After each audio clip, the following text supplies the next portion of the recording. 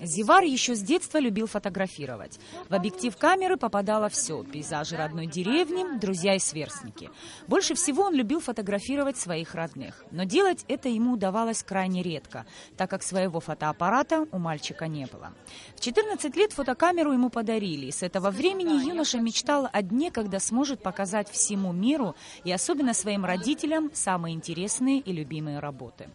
Я любил снимать фотографии, и когда они смотрят на мои фотографии, моя семья, они рады за это. Я хотел фотографировать. Спустя годы на родину Зивара в Дамаск пришла война, и юноша переезжает с друзьями в Абхазию. Здесь он активно участвует во всевозможных выставках фотографов-любителей и не перестает мечтать о своей персональной выставке. В прошлом году молодой человек выиграл гран-при арт-фестиваля «Эвкалиптовый ветер Абхазии».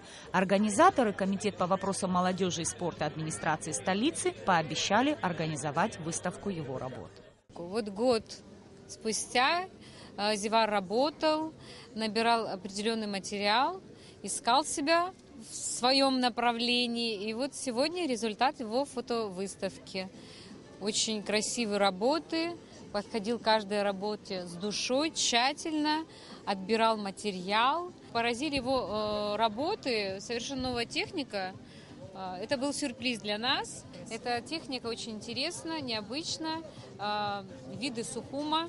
Фотографии Зивара привлекли внимание людей разных возрастов. В запечатленных кадрах люди видели не просто знакомые пейзажи, но и уникальные, редкие моменты жизни.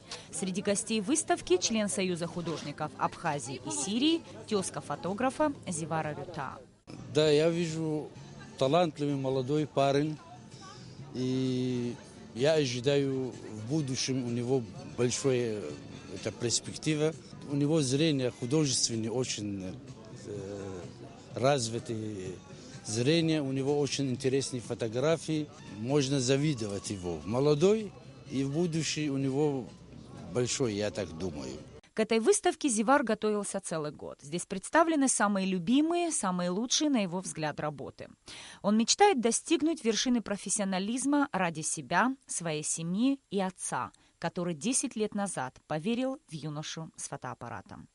Нисфа Аршба, Михаил Братухин, Абхазское телевидение.